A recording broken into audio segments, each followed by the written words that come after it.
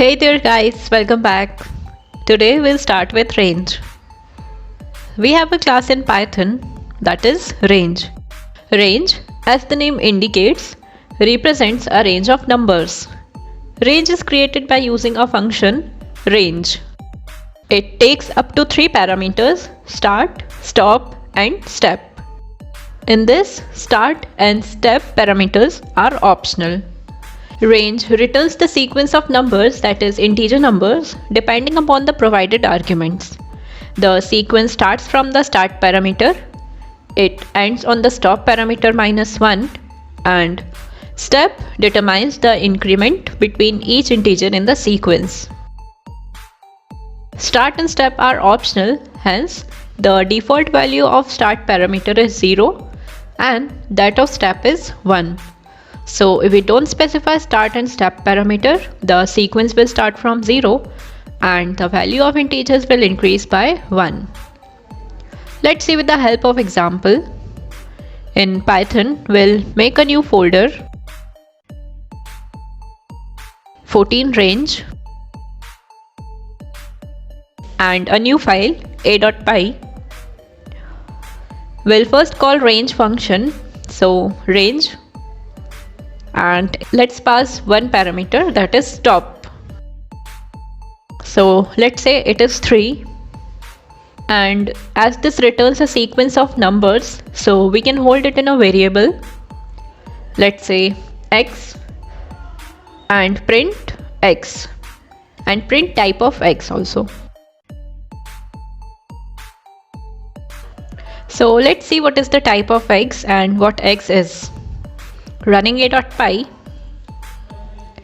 see the type of x is class range and x is range 0, 3. This is something we don't understand. So let's convert x to list. We'll use here type conversion function of list class. So we are converting x to list. Okay. Now running a.py. Now see, we are getting a list of 0, 1 and 2.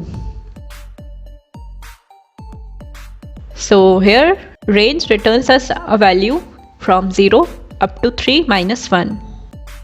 So here we have converted range to list. Okay. The range function is usually used for iteration and it helps us to execute a loop. The range function returns an iterable. This sequence of integers is an iterable, so it can be used to execute a loop. So let's see. I'll use for loop here for I in x and print I. We have the values 0, 1 and 2 in x and I is the loop counter. So when we use for I in x, each element of x will be stored in I one by one and the value of I will be printed because we have written here print I. So when we run this command, the value of I will be printed first. The first value of x is 0, so first 0 is printed. Then loop counter will increase, so the value of I will be then 1. Then loop counter will increase again and this time the value is 2. So 0, 1 and 2 will be printed and now there is no element after 2. So our loop will break and will come out of for loop. So in the output we will get 0, 1 and 2. So let's see. Running a.py. See, we are getting 0, 1 and 2. Okay. So this is the use of range function. Now making new example, b.py. We usually use range function in the loops only. So we'll not make a new variable for range. We'll directly use it in for loop. Okay. So for I in range, let's say 5 and print hello, comma I. This time range is 5, so our values will be from 0 to 4. Okay. Let's see running b.py. See, we are getting hello 0, hello 1, hello 2, hello 3 and hello 4. Okay. Now making new example c.py. Let's include here start parameter also. We can start from any value we want. So for I in range 1, 5 and print I. This time our range will start from 1 and ends up on 4. So we'll get values from 1 to 4. Let's see. Running c.py. Look, we are getting 1, 2, 3 and 4. Okay. Now making new example d.py. Now this one is for you. For I in range 1, 5 plus 1 and print I. So now what will be the output of this code? See, we have range 1 up to 5 plus 1. 5 plus 1 means 6. So our range will start from 1 and ends up on 5. That is 6 minus 1. Okay. So let's see running d.py. See, we are getting 1, 2, 3, 4 and 5. Okay. Now making new example e.py. Let's see here all the 3 parameters. So for I in range, till now our step was 1.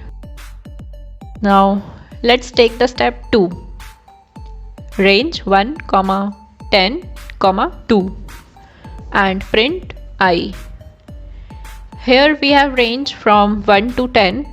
So our values will be from 1, 2, 3, 4, 5, 6, 7, 8 and 9. 10 is exclusive, okay? And our step is 2. So we'll jump 2 times at a time.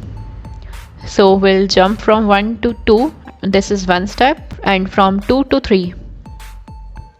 So after 1 we will get 3.